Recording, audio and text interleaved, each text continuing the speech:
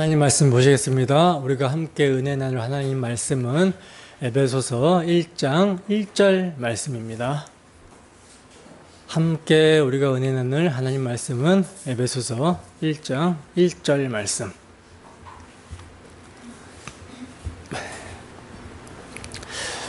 다 찾으셨으면 함께 합독하겠습니다. 시작. 하나님의 뜻으로 말미암아 그리스도 예수의 사도된 바울은 에베소에 있는 성도들과 그리스도 예수 안에 있는 신실한 자들에게 편지하노니. 아멘. 인사말에 담긴 하나님의 뜻, 인사말에 담긴 하나님의 뜻이라는 제목으로 하나님 말씀 증거하도록 하겠습니다. 우리는 지난 시간에 에베소서 전체 내용을 교회의 존재됨, 즉 교회의 영광스러움을 중심으로 대략적으로 요약해서 살펴봤었습니다.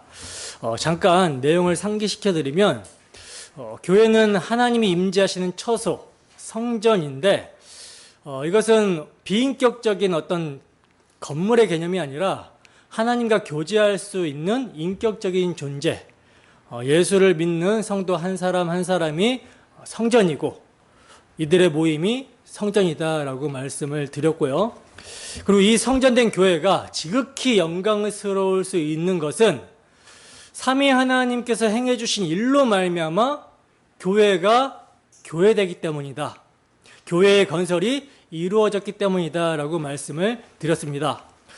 사도 바울은 이렇게 성삼위 하나님께서 행해 주신 일로 말미암아 존재하게 된 교회의 영광스러움을 비밀이라고 말하면서 자신은 이 하나님의 비밀의 경륜을 깨달았고 이 비밀을 전하기 위해서 세움을 받았다라고 합니다. 그래서 자신이 쓴 이 편지를 읽으면 자신이 깨달았던 그리스도의 비밀, 교회의 영광스러움을 알게 될 것이고 이로 말미암아 삼위 하나님을 찬양할 수밖에 없을 것이다 라고 그러죠. 그러므로 에베소서의 전체적인 내용을 아주 간략하게 요약하면 1장은 교회 건설을 계획하고 준비하는 내용인데 성부 하나님은 창세전에 택하시고 그 택하신 자들을 성자는 구속하시고 또 성령께서는 인을 쳐주신다라는 것이 내용이었고요. 그리고 2장은 그렇게 계획하고 준비한 교회 건설을 실행하여 세우시는 내용이고 3장은 그 세운 교회에 충만하게 채워지는 것이 내용이었습니다. 그리고 4장에서 6장까지는 삼위 하나님께서 건설하신 교회의 영광스러움을 삶에서 구체적으로 어떻게 누리고 나타내야 되는지를 적용해주고 있는 내용이었어요. 그러니까 삼위 하나님께서 당신이 갈 처소인 영광스러운 교회를 어떻게 건설하시고 이루시는가가 에베소서의 전체적인 내용이고요. 기록 목적은 교회의 정체성, 교회의 존재됨, 즉 삼위 하나님이 건설하시는 교회의 영광스러움을 깨닫고 교회로 하여금 그 은혜와 영광을 찬송하게 하려고 하시는 것이 목적이었습니다. 따라서 성령의 조명하심 가운데 에베소서를 통해 우리 주 예수 그리스도의 보혈로 세워진 교회의 영광스러움을 보게 되면 우리에게서 뭐가 터져 나올 수밖에 없습니까? 그렇죠. 찬송이 터져 나올 수밖에 없게 되죠.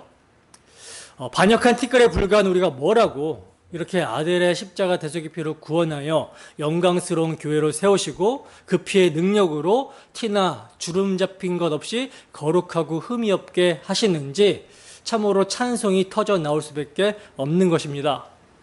어떻게 한 주도 교회의 우리를 영광스럽게 하시는 삼위 하나님의 은혜와 영광을 찬송하며 사셨습니까?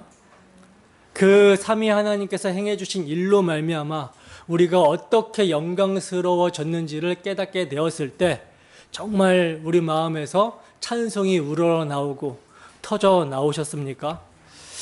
주 성령의 역사로 이 시간 아들의 십자가 대속의 피로 반역한 죄인인 우리를 용서하시고 의롭다 하시며 영원히 용납하여 지극히 영광스러운 하나님의 성전, 교회되게 하신 하나님의 은혜와 사랑을 깊이 깨닫게 되기를 소원합니다. 그리하여 우리 주 예수 그리스도의 십자가 대속의 피를 오늘도 믿음으로 하나님의 은혜와 영광을 온 마음을 다하여 찬송하는 우리 모두가 되기를 주님의 이름으로 축원합니다. 자, 이제 우리는 에베소서의 말씀을 1장부터 본격적으로 살펴볼 텐데요. 먼저 1장의 전체적인 내용을 말씀을 드리면 앞서 1장을 간략하게 요약해서 말씀을 드렸다시피 1장은 교회 건설을 위한 준비라고 말씀을 드렸죠. 교회 건설을 위한 준비. 근데 이 교회 건설을 위한 준비에 하나님을 찬송하는 내용이 나오고요. 하나님께 기도하는 내용이 나오고 있어요. 자, 그러면 우선 어떤 것을 찬송하는가? 삼위 하나님께서 교회를 건설하기 위해 준비해 주신 것, 삼위 하나님의 구원 계획과 역사 속에서 이루어질 그 내용들, 이 하나님의 사역을 찬송을 하는 거예요. 그러면 조금 구체적으로 성부 하나님은 무엇을 행해 주셨는가? 창세 전에 우리를 택하여 주시고 모든 것을 계획하시죠. 이것을 찬송하고 있는 거예요. 또 성자 예수님은 하나님께서 아버지께서 택하신 자들을 위해서 대속의 피를 흘려 구원을 이루시죠. 이를 찬양하라고 하는 것입니다. 그리고 성령께서는 우리의 구원이 취소가 되지 않도록 인을 쳐주시는데 이 인 쳐주신 것을 찬양하라 사도는 말씀하고 있는 거예요. 그러니까 삼위 하나님께서 행하신 세 가지 사역과 함께 세 번의 찬송이 나오고 있는 것입니다. 그리고 이렇게 세 번의 찬송이 있고 나서 후반부에는요, 바울 사도가 교회를 향하여 기도하는 내용이 나오고 있는데 어떤 기도를 사도가 하고 있냐면 지혜와 계시의 영을 주사 교회로 하여금 그들이 받은 은혜와 영광의 풍성함을 알도록 해달라고 간구를 하고 있어요. 그 내용이 이제 하나님이 어떤 분인지를 알게 해달라는 내용이 나오고 마음의 눈을 밝히사 죄인을 택하시고 부르셨다라고 하는 그 부르심의 소망을 알게 해달라고 간구합니다. 그리고 성도들에게 주시려고 예비해 놓으신 그 기업의 영광의 풍성함이 무엇인지 알게 해달라고, 또 성도 한 사람 한 사람을 구원하시기 위하여 베푸신 능력의 지극히 크심이 어떠함을 알게 해달라, 이렇게 간구를 하고 있어요. 여러분, 사도의 기도를 우리가 주목해서 보면 뭘 달라고 기도를 하는 것이 아니라 이미 주신 은혜와 영광을 알게 해달라고 기도를 하고 있죠. 왜 이렇게 기도를 하고 있을까요?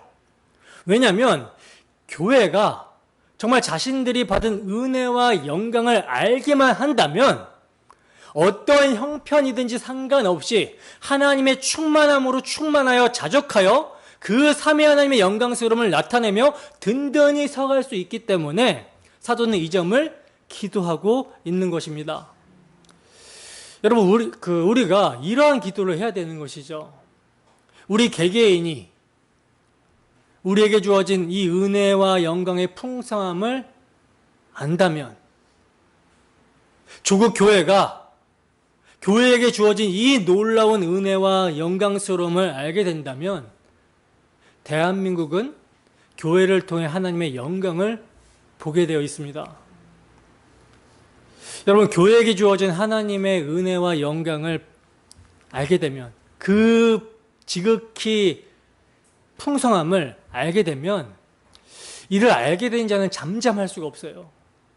자신의 삶 속에서 그 영광을 발산하며 살게 되기 때문에 우리 개개인이, 조국교회가 하나님의 은혜와 영광의 풍성함을 알게 되면 자신들의 삶 속에서 그 영광을, 그 은혜와 영광을 발산하게 되고요, 이 나라가 그 영광을 보게 되겠죠. 그리고 그곳에 있는 하나님의 택하신 자들은 복음을 믿고 변화되어지고 복음으로 충만하게 되어지는 것입니다. 그러므로 우리가 참으로 기도해야 될 것은 우리가 먼저 교회에게 주어진 은혜의 영광을 알게 해달라고 기도를 해야 되는 거예요. 나아가 한국 교회가 그 은혜의 영광을 알게 해달라고 간구해야 되는 것입니다. 하나님의 놀라운 은혜와 영광을 망각해버림으로 텅 비어버린 심령에 그 은혜와 영광을 알게 되므로 그리스도의 복음으로 충만하게 되기를 구해야 되는 거예요. 이 그리스도의 복음으로 충만하게 될 때 1차적으로는 우리의 심령에 부흥이 있게 되고 교회에 부흥이 있게 되고 그 교회의 부흥을 통한 영광으로 이 나라 이 민족이 변화가 되어지는 그런 역사가 일어나게 되겠죠. 바울 사도는 에베소 교회 성도들이 이것을 알기를 기도했습니다. 우리도 우리 각자를 위해서 또 서로를 위해서 조국 교회를 위해서 이 나라를 위해서 이렇게 기도를 해야 되는 거예요. 자, 이렇게 1장의 전체적인 내용은 삼위 하나님의 사역에 대한 찬송과 그 사역의 영광스러움을 알게 해달라고 하는 기도로 구성이 되어 있는데 이제 조금 더 자세히 구체적으로 살펴보도록 하겠습니다. 오늘은 1절만 살펴보도록 할 거예요. 본문 1절입니다. 함께 읽습니다. 시작. 하나님의 뜻으로 말미암아 그리스도 예수의 사도된 바울은 에베소에 있는 성도들과 그리스도 예수 안에 있는 신실한 자들에게 편지하노니. 아멘. 자, 보시면 사도는 편지의 인사말의 시작을 어떻게 시작을 하고 있죠? 하나님의 뜻으로 말미암아 그리스도 예수의 사도된 바울은이라고 하면서 시작을 하고 있어요. 본래 타락한 아담의 후손은 자기중심적이고 자기 이름을 높이며 자기 뜻대로 자아 실현을 하며 살려고 그러죠. 다 자기중심입니다. 자기중심. 그런데 성령의 감동으로 모든 시대 모든 교회에게 편지를 쓰고 있는 사도 바울은요, 편지의 시작을 자기 뜻을 강조하면서 시작하고 있는 것이 아니라 하나님의 뜻으로 말미암아라고 하는 말로 시작을 하고 있어요. 하나님과 그분의 뜻. 이것은 사도가 지금 하나님의 절대적인 주권을 강조하고 있는 거거든요. 여러분, 거듭나기 이전에 바울 사도가 자신을 바라볼 때 자신을 어떻게 바라보고 어떻게 생각했을까요? 사도가 거듭나기 이전에 세상이 평가하고 사람들이 평가하는 대로 자신을 바라봤겠죠. 그래서 자신을 정말 굉장히 대단한 사람으로 생각을 했을 것입니다. 왜? 왜냐하면 그는 공부도 잘했고 학문도 뛰어났고 학벌도 좋았고 명성도 있었고 유대인 중에 유대인이요 유대교에 대한 열심으로 말미암아 율법의 의로는 흠이 없는 자였기 때문입니다. 나아가 그는요, 태어날 때부터 로마 시민권자로 태어났어요. 그러니 세상의 기준으로 봤을 때 바울은 정말 스펙이 대단한 사람이었던 것이죠. 그래서 정말 바울 같은 사람이 아니면 그 누가 하나님께 쓰임을 받을 수 있겠느냐 할 정도로 사람이 볼 때는 굉장한 대단한 사람이 바울이었습니다. 그런데 여러분, 그렇게 그가 세상적으로 정말 대단한 사람이었을 때 어떤 일을 합니까? 어떤 일을 하죠? 유대교의 이단, 나사렛 이단들, 예수 믿는 자들을 잡아서 옥에 가두고 때리고 죽이는 것이 하나님이 기뻐하시는 일이고 그것이 하나님의 영광을 위한 일인 줄 알고 정말 최선을 다해서 열심히 일을 합니다.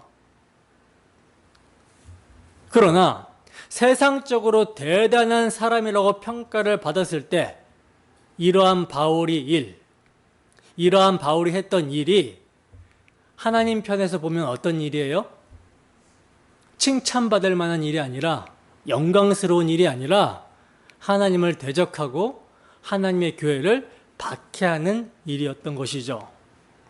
때문에 그가 하나님의 교회를 박해할 때는요, 잡멸하려고 했을 때는 박해받는 성도 입장에서 또한 바울을 대단하게 생각하던 세상 사람들 그 누구도 바울이 자신이 박해했던 자들이 믿는 예수를 믿고 나아가 사도가 될 것이다라는 것은 꿈에도 몰랐습니다.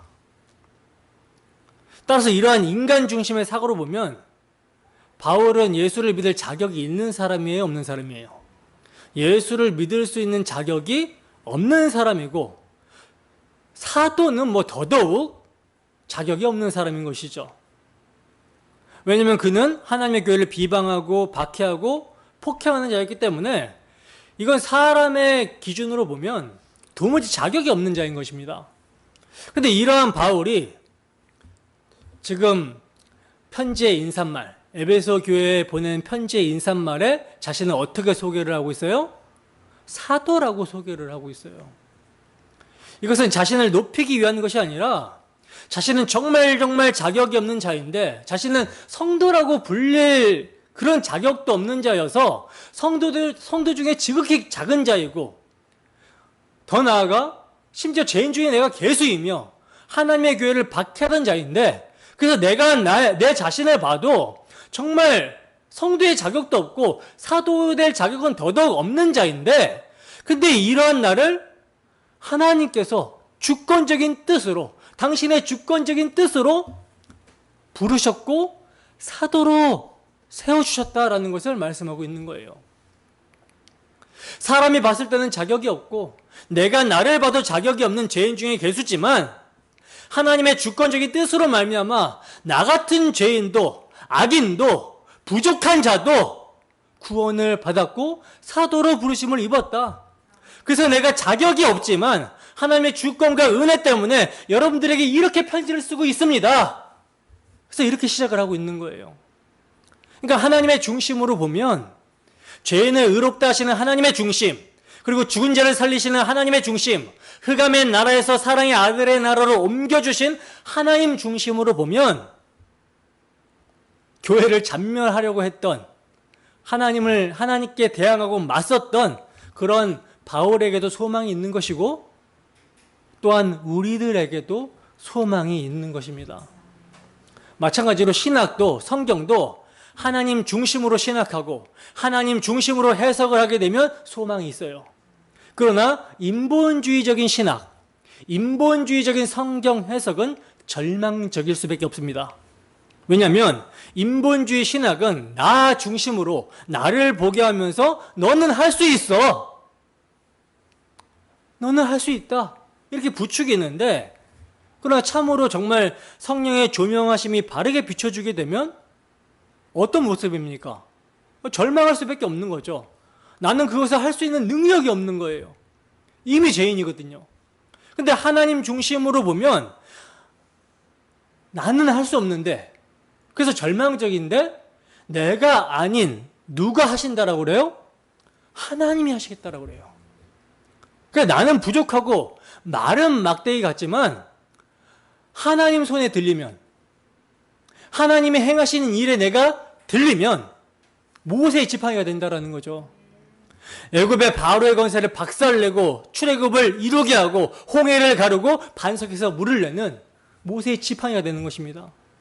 그래서 하나님의 주권과 하나님의 뜻대로 우리가 신앙을 해야 되고 신학해야 되고 성경을 이해해야 되는 거예요.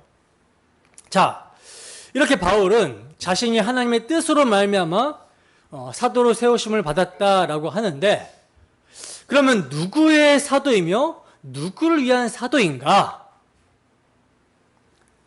바울은요, 자신이 하나님의 뜻으로 말미암아 그리스도 예수의 사도된 나 바울이다라고 말씀합니다. 그리스도 예수의 사도.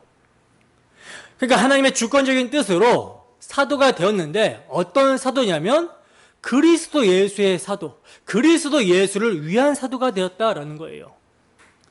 자, 여기서 이제 사도라는 의미를 조금 우리가 알고 가야 되는데 사도라는 단어의 뜻은 그 보냄을 받은 자다라는 뜻이거든요. 보냄을 받은 자다. 아포스톨로스, 보냄을 받은 자다라는 뜻인데 자, 그러면 누구로부터 보냄을 받은 것인가? 그리스도 예수의 사도, 그리스도 예수를 위한 사도라고 했잖아요. 그러니까 누구로부터 보냄을 사도겠어요? 누구로부터 보냄을 받은 사도겠습니까? 그리스도 예수께로부터 보냄을 받은 자라는 것이죠.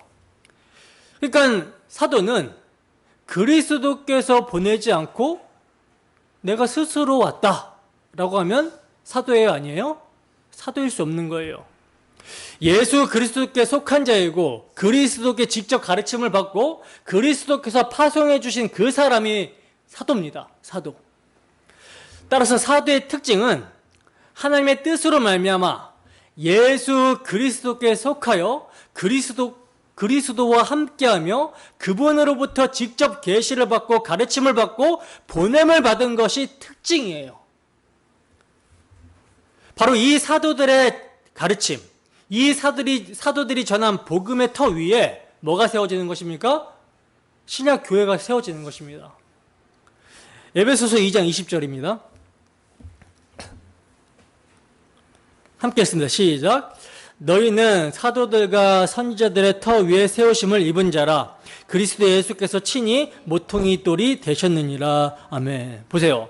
너희는, 즉 에베소 교회가 사도들과 선지자들의 터 위에 세우심을 지금 입었다라고 말씀하고 있는데, 사도들과 선지자들이 닦아놓은 터란 뭐예요? 예수 그리스도의 십자가와 이를 확증하는 부활, 복음이 사도들과 선지자들이 닦아놓은 터입니다. 예수 그리스도의 인격과 사역, 이거 외에 교회의 터란 있을 수 없다라는 거예요. 예수님이 교회의 모퉁이돌이 되셨다라는 것은 예수 그리스도께서 십자가에서 다 이루셨다라고 하셨기 때문에 예수 그리스도께서는 마지막 계시가 되는 것이고, 예수 그리스도께서 십자가에서 이루신 복음 말고 교회의 다른 터는 없다는 것입니다. 그래서 바울 사도는 우리가 너희에게 전한 복음 말고 다른 복음은 있다 없다? 없다. 그래서 우리나 하늘에 있는 천사라고 할지라도 지금 우리가 너희에게 전한 복음 외에 다른 복음을 전하면 저주를 받는다라고 했던 거예요. 옛적에 여러 부분과 여러 모양으로 조상들에게 말씀하신 하나님이 마지막 날에 아들로 말씀하셨고 그 아들의 십자가로 다 이루셨습니다. 그래서 이제 다른 계시, 다른 복음은 없어요. 사도들은요, 바로 이 예수 그리스도께서 모든 구약 성경이 증거하던 계시의 실체이고, 십자가로 계시가 완성되었음을 성령의 감동으로 신약 성경을 기록함으로 해서 교회의 터가 되는 것입니다. 베드로후서 3장 1절에서 2절 말씀과 15절 말씀을 읽어보도록 하겠습니다. 시작. 사랑하는 자들아, 내가 이제 이 둘째 편지를 너희에게 쓰노니 이 두 편지로 너희의 진실한 마음을 일깨워 생각나게 하여 곧 거룩한 선지자들이 예언한 말씀과 주되신 구주께서 너희의 사도들로 말미암아 명하신 것을 기억하게 하려 하노라. 또 우리 주의 오래 참으심이 구원이 될 줄로 여기라.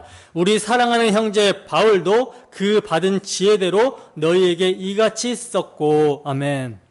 자, 보시면 베드로 사도는요, 거룩한 선지자들이 예언한 말씀과 구주께서 사도들로 말미암아 명하신 것을 말하면서 사랑하는 형제 바울도 그 받은 지혜대로 너희에게 이같이 썼다라고 그러죠.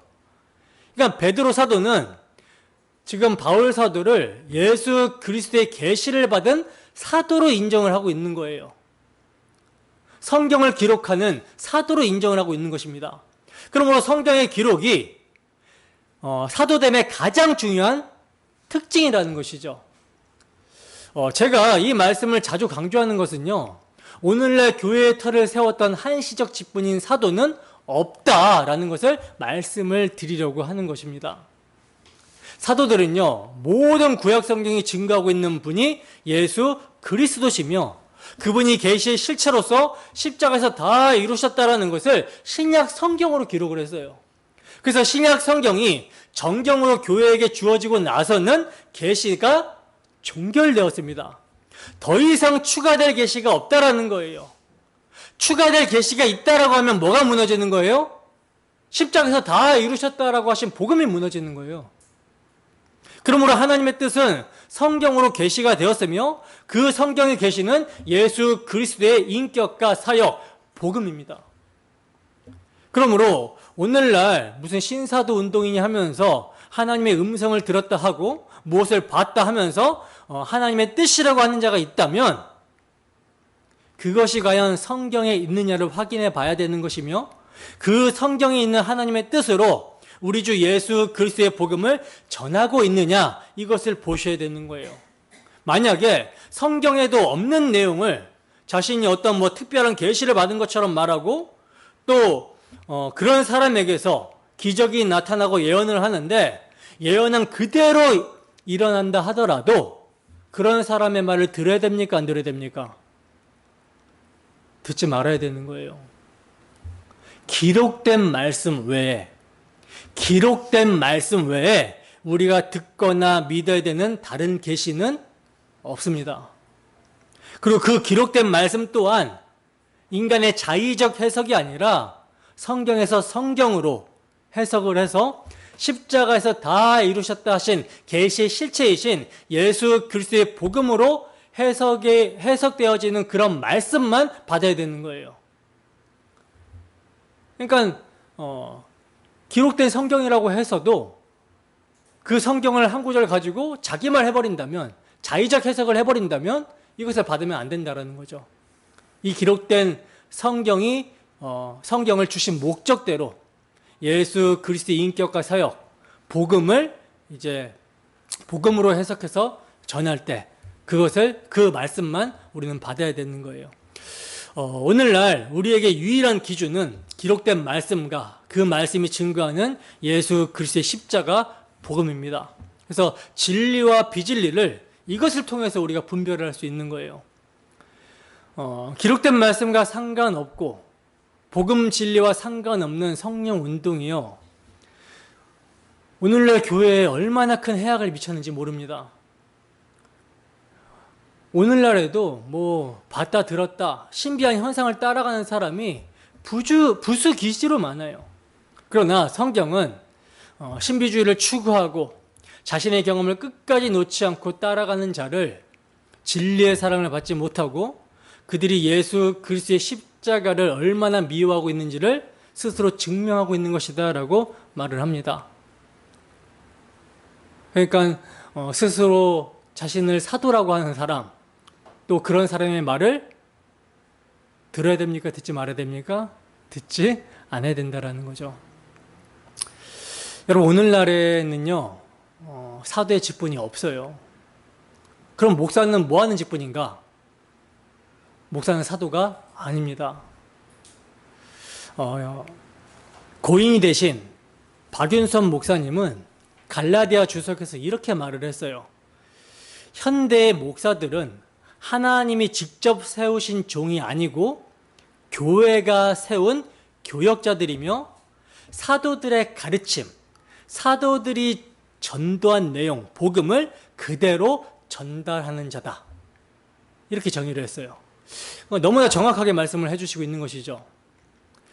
오늘날 목사는 사도들이 교회의 터로 세운 복음, 예수 그리스도께서 친히 모퉁이돌이 되어주신 복음을 그대로 전달하며 그 피가 잘 적용이 되고 있는지를 감독하는 자로 세움을 받은 거예요.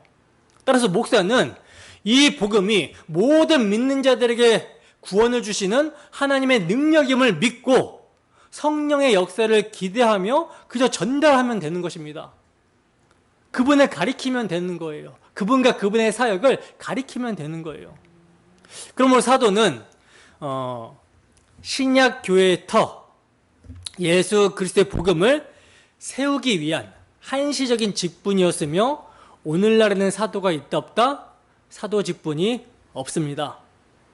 자, 이렇게 사도직은 복음으로 교회의 터를 세우는 직분이기 때문에 정말 너무나도 중요한 직분인 것이죠.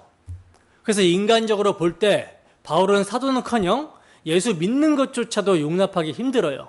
어떻게 교회를 핍박하고 믿는 자를 죽이기까지도 한 사람을 예수를 믿는 자로 교회로 받아줄 수 있는가? 이해가 안 되는 것이죠.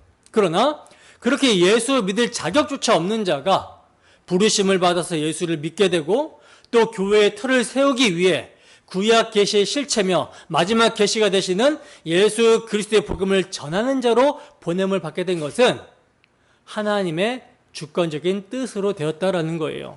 그래서 이 점을 바울 사도는 갈라디아서에서 이렇게 말씀합니다. 사람에게서 난 것도 아니요 사람으로 말미암는 것도 아니요 오직 예수 그리스도와 죽은 자 가운데서 그리스도를 살리신 하나님 아버지로 말미암아 사도된 바울은, 이렇게 말씀을 하고 있어요. 여러분, 사도는 이것이 정말 너무나 감격이며 그에게 감사이기 때문에 삼위 하나님께서 행해 주신 일을 생각할 때마다 찬송이 터져 나오고 있는 것입니다. 나아가 그가 예수 믿기 전에 가치라고 여기며 자랑하고 자부했던 모든 것들을 어떻게 여겨요? 배설물로 여기며 똥으로 여기며 오직 죄인 중에 계수를 구원하시는 능력이 되는 우리 주 예수 그리스도의 십자가 복음만을 가장 귀한 가치로 여기고 그것만을 자랑했던 것입니다. 바로 이렇게 하나님의 주권적인 뜻으로 그리스도 예수 안에 있게 되었고 사도로 보냄을 받게 된 바울은 그리스도 예수 안에 있는 기쁜 소식, 복음을 전하기 위해서 편지를 쓰고 있는 거예요. 자, 그러면 이제 이 편지를 받는 수신자들이 누군지를 보겠습니다. 우선 사도는 지금 편지를 받는 수신자들을 향하여 에베소에 있는 성도들이라고 말씀을 하고 있어요. 에베소 지역에 있는 성도들. 여러분, 앞서서 바울 사도는 자신을 하나님의 뜻으로 말미암아 그리스도 예수 안에서 사도가 된 바울이다, 이렇게 소개를 했었잖아요. 그렇다면 편지를 받는 수신자들 또한 단순히 에베소 지역에 있는 성도들이 아니라 이들 또한 이들의 어떤 자격이나 어떤 공로나 스스로의 능력으로 성도가 된 것이 아니라 하나님의 뜻으로 말미암아 성도가 된 자들이라는 것이죠. 왜냐하면 바울 사도가 교회를 박해하고 핍박하는 자였다면 에베소 성도들도 전에는 어떤 자였다라고 그래요? 너희가 전에는 공중권세 잡은 자 마귀를 따라서 육체의 욕심을 따라 지냈던 자들이다. 육체의 욕심을 따라 지내며 육체와 마음에 원하는 것을 하여 본질상 진노의 자녀였다, 이렇게 사도는 말씀을 하고 있어요. 그러니까 하나님과 원수 관계에 있었던 자들이었다라는 것이죠. 에베소라는 도시가, 그 지역이 얼마나 우상 숭배가 만연한 지역이었습니까? 그래서 그들의 행위로만 보면요, 성도의 자격은커녕 우상 숭배자들이며 본질상 진노의 자녀들인데, 그래서 이제 하나님의 그 심판을 기다릴 수밖에 없는 비참함에 있는 자들인 것인데, 이들이 에베소의 많은 사람들 중에서 성도로 부름을 받을 수 있었다라는 것은 뭐겠습니까? 전적인 하나님의 주권적인 뜻으로 말미암아 된 거라는 거예요. 자, 그렇다면 이렇게 하나님의 주권적인 뜻에 의해서 에베소 교인들이 성도가 되었고 사도는 이들을 성도라고 지금 부르고 있는데, 자, 그러면 성도의 의미가 무엇인가? 이제 성도의 정의를 한번 해보도록 하겠습니다. 여러분, 성도가 어떤 의미입니까? 우리가 성도님 이러잖아요. 성도의 의미가 어떤 의미죠? 성도라는 말은요, 거룩한 무리라는 뜻입니다. 거룩한 무리. 즉 하나님의 뜻으로 말미암아, 하나님의 주권적인 뜻으로 말미암아 복음의 빛이 비춰지게 되자 거룩한 무리가 나타나게 되었다라는 거예요. 이 거룩에 대해서 우리가 정의를 잘하고 있어야 되는데, 흔히 거룩하다라는 말을요, 사람들은 도덕적으로 착하고 순결한 것이라고 정의를 내립니다. 물론 틀린 의미는 아니지만, 그러나 그러한 도덕적 윤리적 의미의 거룩은 참으로 좁은 의미에서의 정의예요. 성경이 말하는 거룩은 원래 사람과 구별되는 하나님의 신성과 하나님의 크심과 하나님의 위대하심 등을 표현하는 단어입니다. 그래서 그 단어는 본래 죄악에 빠진 인간에게는 쓰여지는 단어가 아니었다라는 거예요. 하나님과 하늘의 것들의 내용을 담지하고 있는 단어가 바로 거룩입니다. 그래서 우리는 거룩이라는 단어를 구별됨이라는 말로 그 뜻으로 쓰고 있는 거예요. 구별이 되었다. 구별되었다라는 것은 여러분 어디로부터 구별되었다라는 것이죠? 죄악된 세상으로부터 하나님의 영광을 위해, 그리고 하나님의 것으로 구별이 되었다라는 것이죠. 이게 바로 거룩입니다. 거룩. 그래서 이제 성전에서 쓰이는 기구들을 뭐라고 그래요? 성구라고 하고, 신의 산을 성전이라고 하는 것이죠. 그러니까 이것들은 이제 하나님의 영광을 위해 쓰여지도록 하나님에 의해서 구별된 것이라는 면에서 성구라고 하고 성산이라고 하는 것입니다. 하나님의 영광을 위해서 구별하였기 때문에 거룩이지, 성전에 쓰이는 기구들이 도덕적으로 흠이 없기 때문에 성구라고 하거나, 아니면 산이 어떻게 순결하고 착해서 거룩한 산이라고 하지 않는다라는 거예요. 그러므로 하나님의 뜻으로 말미암아 에베소라는 도시에서 부름을 받고 성도가 된 자들은 하나님의 것으로 하나님의 영광을 위해 구별되었다라는 것을 말하는 것입니다. 그래서 하나님의 모든 백성들, 모든 하나님의 백성들을 성도라고 부르는 거예요. 데살로니가 후서 1장 10절 말씀을 함께 읽어보도록 하겠습니다. 데살로니가 후서 1장 10절 말씀 함께 읽습니다. 시작. 그 날에 그가 강림하사 그의 성도들에게 영광을 받으시고 모든 믿는 자들에게서 놀랍게 여김을 얻으시리니 이는 우리의 증거가 너희에게 믿어졌습니다. 아멘. 자, 보시면 사도의 증거가 믿어진 모든 자들을 뭐라고 부르고 있어요? 성도라고 부르고 있죠. 그러니까 성도는 어떤 도덕적인 의미를 내포하는 단어라기보다는 거룩하신 하나님께 속한 모든 무리를 통칭하는 표현입니다. 그런데 로마 카톨릭에서는 성도를 세인트라고 하여서 죽은 신자들 중에서 위대한 사람을 지칭하는 말로 쓰고 있거든요. 그것도 소수의 몇 사람에게만 그 성자를 붙여줍니다. 그래서 성 프란시스, 성모 마리아, 성 베드로 등등 소수의 성자들을 만들어 놓고 있는데, 이건 명백히 틀린 것이고 성경에서 말하고 있는 성도가 아닌 것이죠. 성경에 의하면 우리 하나님의 백성들은 모두가 다 거룩하신 하나님으로부터 구별된 하나님의 자녀인 것입니다. 우리 모두가 그렇게 존귀한 자들이라는 거예요. 그래서 바울 사도는 지금 에베소에 있는 기독교인들에게 성도라고 이름을 부르며 편지를 쓰고 있는 것입니다. 하나님과 하늘의 것들에게만 쓰여졌던 그 거룩이라는 단어가 드디어 죄인들 중에 어떤 무리들에게 불려지기 시작한 거예요. 그렇다면 죄인들에게 결코 쓰일 수 없었던 단어인 거룩이라는 단어가 어떻게 해서 쓰여질 수 있게 된 것인가? 구약 성경에 보면 최초로 하나님의 소유, 제사장 나라, 하나님의 거룩한 백성들이 되는 이들이 나오는데, 그들이 누구죠? 바로 이스라엘 백성들이죠.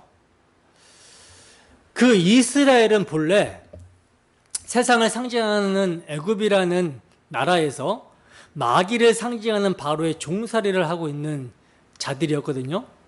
그러니까 신약의 빛으로 보면 죽기를 무서움으로 일생에 매어 종노릇하는 상태, 공중 권세 잡은 자 마귀의 지배 아래에서 신음하면서 노예 생활을 하는 그런 상태였다라는 것이죠. 자, 그러면 그렇게 애굽의 노예였던 이스라엘은 하나님의 거룩한 백성이 될 만큼 그들을 앞지하고 있던 애굽 사람들과는 뭔가 달리 도덕적으로 윤리적으로 흠이 없고 완벽했는가? 하나님의 백성이 될 어떤 자격이 있었는가? 있었습니까? 전혀 아니죠. 애굽 사람들과 정말 똑같이 완악한 죄인입니다. 근데 이들에게 뭐가 있었냐면 하나님의 선하신 뜻이 있었던 거예요. 그 뜻을 이제 하나님께서 세워주신 언약, 하나님께서 그들의 조상들에게 세워주신 약속이라고 하는 것이죠. 그래서 그들에게는 하나님께서 그들 조상들에게 세워주신 메시아 언약, 약속이 있었기 때문에 하나님은 그들을 하나님의 아들을 상징하는 유월절 어린 양의 피를 통해서, 다시 말해서 이스라엘의 죄를 대신하여 유월절 어린 양을 심판하심으로 속량을 하십니다.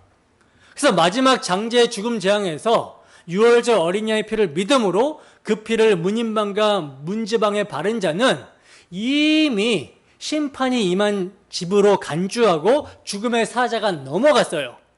그리고 그 피로 말미암아 애굽의 압제에서 벗어나게 되고 죄사함과 의롭다함을 얻어 출애굽을 하게 됩니다. 더 나아가 하나님은 그렇게 구속하신 자들을 하나님의 소유, 거룩한 자기 백성 삼아 주신 것이죠. 그러면 이것을 통해서 지금 무엇을 보여주고 있는 것입니까? 거룩함을 얻을 수 있는 길은, 하나님의 거룩한 백성이 될 수 있는 길은 오직 대신 희생의 피를 뿌림으로 말미암아, 대신 희생의 피가 발려짐으로 말미암아 된다라는 것을 보여주고 있는 거예요. 시편 50편 5절 말씀 봅시다. 시편 50편 5절 말씀 함께 했습니다. 시작. 이르시되 나의 성도들을 내 앞에 모으라. 그들은 제사로 나와 언약한 이들이니라 하시도다. 아멘. 자, 보세요. 지금 시편 기자가 하나님께서 구약의 성도들, 즉 하나님이 구별하신 자들을 모으라고 하시는데, 이들이 어떻게 구별된 성도라고 합니까? 제사로 언약을 해서 구별한 성도라고 그러죠. 그러니까 구별된 성도가 될 수 있는 길은 제사로 언약을 했기 때문이라는 거예요. 그러니까 성도는요, 유월절 어린 양의 피를 믿는 자, 그 피를 잊지 않게 하기 위해서 제사로 언약한 자들이 성도라는 것입니다. 여러분, 제사의 가장 중요하고 근원적인 특징이 뭐예요? 피 흘림이죠. 피 흘림.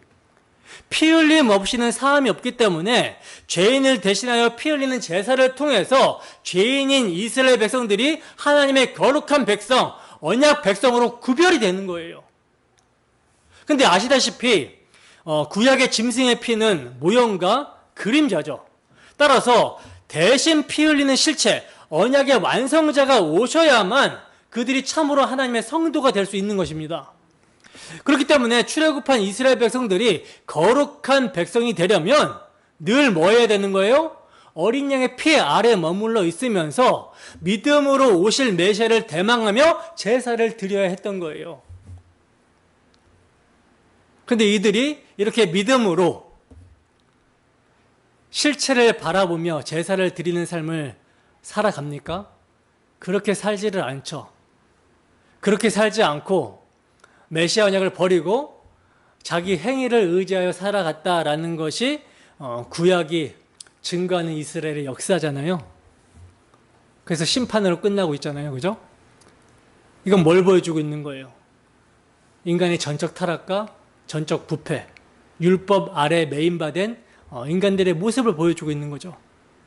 그러나 인간들의 일어나는 불가능함에도 불구하고 하나님께서는 당신의 약속에 신실하기 때문에 드디어 때가 찬 경륜 가운데 하나님께서는 약속하신 메시아를 보내십니다.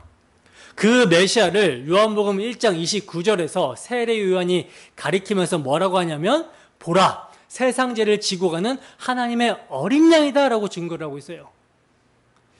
히브리서 기자도 율법으로 드리는 황소와 염소의 피가 능히 죄를 없이 하지 못한다라고 하면서 이것은 모형이고 그림자였다라고 그러죠.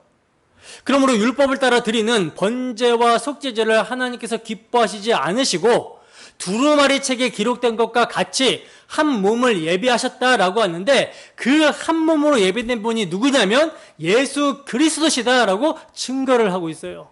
그래서 예수 그리스도께서 자기 몸을 단번에 들이심으로 우리가 거룩함을 얻었다라고 말씀합니다. 따라서 죄인이 거룩하게 되는 것은요, 그들의 행위가 아니라, 율법의 행위가 아니라, 그 어떤 행위가 아니라 예수 그리스도께서 당신의 몸을 단번에 들이심으로 단번에 거룩함을 얻게 되었다라는 거예요. 오직 예수 그리스도의 대속의 피를 믿음으로 단번에 거룩함을 얻게 되는 것입니다. 이를 하나님의 뜻을 따라 오직 은혜로 믿게 된 자를 성도라고 하는 거예요. 갈라디아서 1장 4절입니다. 함께 했습니다. 시작. 그리스도께서 하나님 곧 우리 아버지의 뜻을 따라 이 악한 세대에서 우리를 건지시려고 우리 죄를 대속하기 위하여 자기 몸을 주셨으니. 아멘. 자, 아버지의 뜻을 따라 거룩한 백성이 되는데 핵심이 뭐예요? 예수 그리스도께서 자기 몸을 주셨다라는 거, 십자가에 자기 몸을 내어주셨다라는 거예요. 그래서 자기 몸을 휘장 삼아 찢으셨다라는 거, 그래서 새롭고 살 길을 여셨다라는 거, 이게 거룩한 백성이 되는 유일한 길이죠. 골로새서 1장 13절에서 14절 말씀입니다. 함께 했습니다. 시작. 그가 우리를 흑암의 건세에서 건져내사 그의 사랑의 아들의 나라로 옮기셨으니 그 아들 안에서 우리가 속량 곧 죄사함을 얻었도다. 아멘. 여러분, 흑암의 건세에서, 공중건세자 문장 마귀에게 속해서 육체의 욕심을 따라 지내며 육체와 마음에 원하는 것을 하여 본질상 진노였던 우리가, 죽기를 무서움으로 일생에 매여 종노했던 우리가 어떻게 그의 사랑의 아들의 나라로, 하나님의 사랑받는 아들의 나라로 옮겨지게 된 것입니까? 어떻게 하나님의 거룩한 백성이 되었다라고 그러죠? 그 아들 안에서 속량 곧 제사함을 얻었도다. 아들의 피로 거룩함을 얻었기 때문이라고 하는 거예요. 아들의 피로 거룩함을 얻은 자를 뭐라고 하냐면 성도라고 합니다. 여러분, 성도라고 불리는 것이 얼마나 영광스러운 것인지 아시겠습니까? 근데 오늘날은요, 성도의 단어에 함유되어 있는 이 엄청난 영광스러움을 모르고 성도로 가면 마치 계급 중에서 가장 낮은 최하의 계급으로 생각하고 있는 것이 오늘날 현실이에요. 예를 들면 어떤 장로님을 성도라고 하잖아요. 성도라고 부르잖아요. 그럼 기분 나빠합니다. 왜 기분 나빠할까요? 계급으로 생각하고 있으니까 기분이 나쁜 거예요. 그러나 여러분, 목사고 장로고 집사고 계급이 아니라 직분입니다. 직분. 질서상 하나님을 섬기고 교회를 섬기는 사명이 다른 것이지, 우리 모두는 똑같이 예수 그리스도의 피로 하나님 앞에 거룩하게 된 성도라는 거예요. 따라서 우리는 성도라는 표현이 얼마나 영광스러운 표현인지를 알아야 되는 것입니다. 여러분, 성도가 얼마나 영광스러운 호칭인지 아십니까? 이거 아무에게나 붙여주는 호칭이 아니에요. 장로나 목사나 집사는 지옥 갈 수 있습니다. 장로, 목사, 집사는 지옥 갈 수 있어요. 그런데 성도는 지옥 갈 수 없어요. 성도는 지옥 못 갑니다. 그래서 성도라는 말은 아무에게나 부르는 것이 아니라 예수의 피를 믿는 자에게 성도라고 부르는 거예요. 예수 그리스도의 보혈만이 이 더러운 죄를 씻고 그 피로 추악함을 가리며 그 피의 능력이 우리의 마음을 정결하게 한다라는 것을 믿는 자를 하나님이 거룩하게 보시며 이를 성도라고 부르는 것입니다. 여러분, 성도만이 내가 거룩하니 너희도 거룩하라고 하는 하나님의 말씀에 순종할 수 있습니다. 이 말은 예수님의 피를 믿음으로 이제 너희가 거룩한 자가 되었으니까 스스로 거룩한 자로 살아보라는 말씀이 아니라 계속해서 그 피를 의지하여 믿음으로 사는 것, 성령의 소욕을 따라 날마다 그리스도의 보혈 앞에 나아가 그 피 흘리신 사랑 안에서 사는 것이 거룩이며 거룩하라는 말씀에 순종하는 거라는 거예요. 그러므로 성도라는 호칭은 주의 희생적 사랑으로 주어진 영광스러운 호칭임을 기억하시고 참으로 감사하는 자들이 되기를 소원합니다. 사도는 이러한 성도들을 그리스도 안에 있는 자다라고 부르고 있는데, 여러분, 하나님의 기준에서는요, 세상에 두 부류의 사람만 존재합니다. 그리스도 안에 있는 자와 그리스도 밖에 있는 자, 그리스도의 보혈이 발려진 자와 발려지지 않는 자, 유월절 어린 양의 피가 문에 발려진 집과 발려지지 않은 집, 딱 두 부류예요. 그러니까 결말도 두 부류겠죠. 구원을 받게 되거나 심판을 받게 되거나, 아들을 믿는 자에게는 영생이 있고 아들을 믿지 않는 자에게는 심판이 있는 것입니다. 그렇다면 에베소 성도들이란 그냥 에베소 지역에 살고 있는 성도들이라고 표현하는 것은 너무나 빈약한 표현이죠. 그리스도 안에서 에베소라는 곳에 살고 있는 성도들인 거예요. 마찬가지로 디아스포라 교회는요, 그리스도 안에서 인천에 살고 있는 성도들인 것입니다. 이것이 우리 교회의 영광이며 정체성임을 잊지 마시기 바랍니다. 계속해서 사도는 하나님의 뜻으로 부르심을 받은 수신자들을 에베소 교회 성도, 그리스도 예수 안에 있는 자들이라고 부를 뿐만 아니라 어떻게 부르고 있냐면 신실한 자들이라고 부르고 있어요. 신실한 자. 여기서 신실한 자들이란 피스토스, 믿을 만한, 충성된 사람들을 의미하는데, 이 표현을 우리가 할 때는요, 이해할 때는 잘 이해해야 됩니다. 먼저 신실하신 그리스도 안에서 지켜진 자들로 이해를 해야 되는 거예요. 왜? 왜냐하면 신실함은요, 죄인인 우리에게서 나오는 속성이 아니라 하나님으로부터 나오는 속성이기 때문에 그렇습니다. 따라서 신실함이 우리로부터 출발하는 것이 아닌 신실하신 주님으로부터 출발된다라는 것을 기억해야 되는 거예요.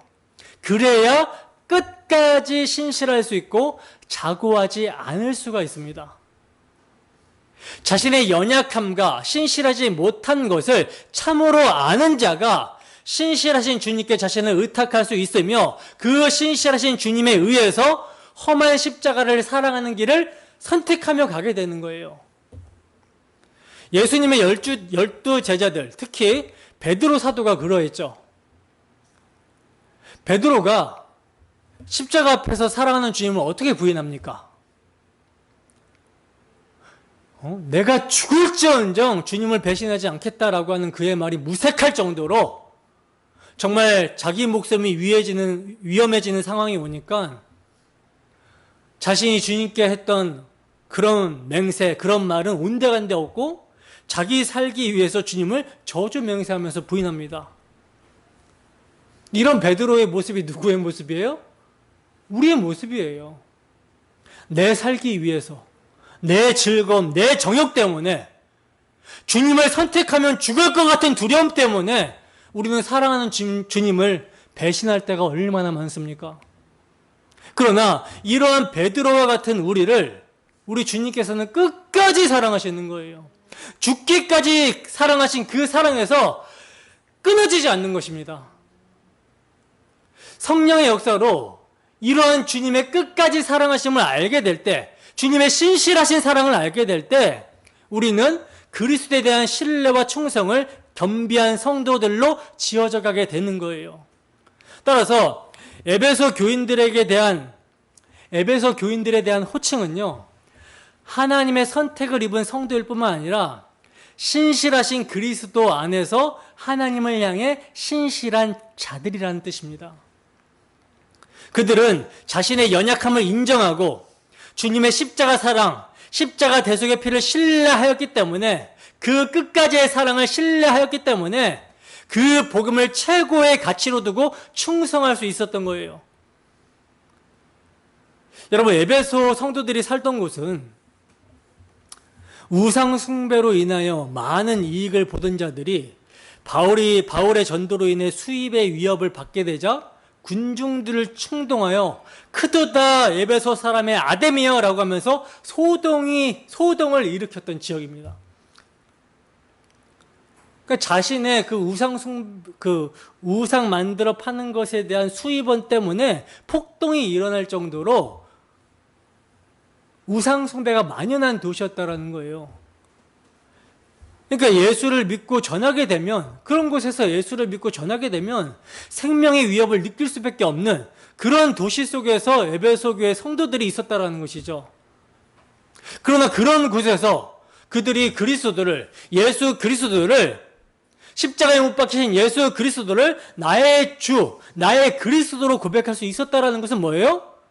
순교까지도 각오한 신실한 믿음이었음이 분명했다라는 것이죠.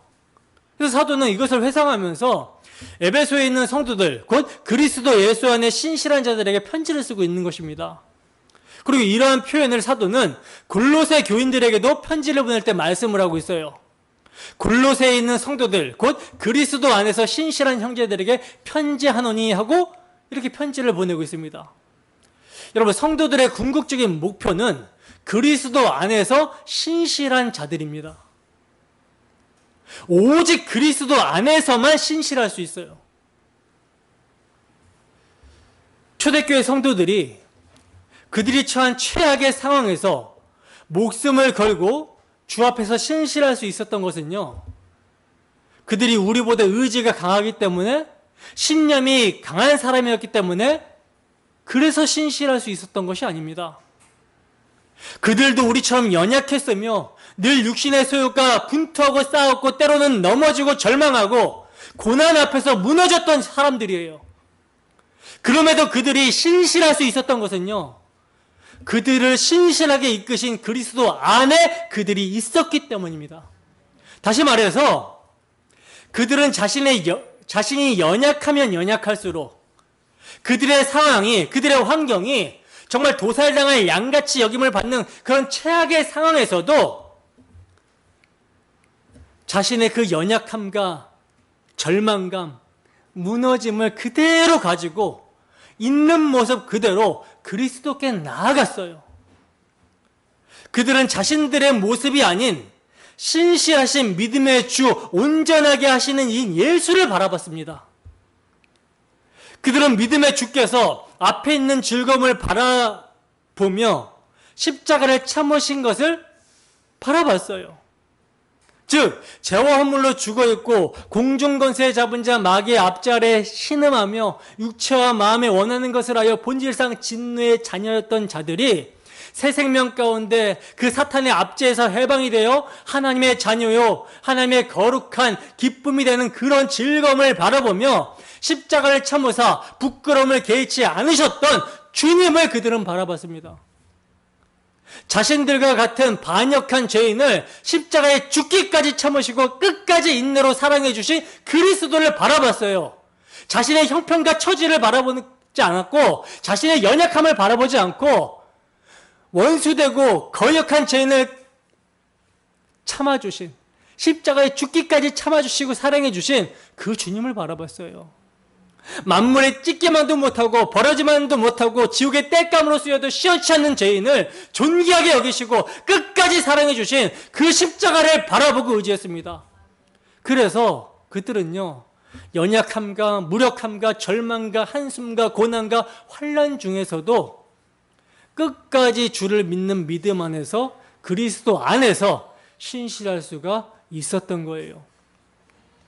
여러분, 우리 성도들의 궁극적 목표는요, 도덕적으로 윤리적으로 착하게 잘 사는 것이 아닙니다. 만약 그것이 목적이라면 우리보다 더 착하게 깨끗하게 사는 사람들이 우리 주변에 허다하게 많아요. 그건 예수를 알지 못하는 사람들의 의지에서도 나올 수 있는 것들입니다. 예수를 하나님의 아들이라 믿지 않았던 간디나 슈바이처도 우리와는 비교도 안 되는 순결하며 깨끗하고 착한 삶을 살았어요. 그러나 우리 성도의 목적이 예수를 모르는 사람들도 할 수 있는 착하게 사는 것, 도덕적으로 윤리적으로 바르게 사는 것에 도달하는 것이라면 이것이 과연 복음이겠습니까?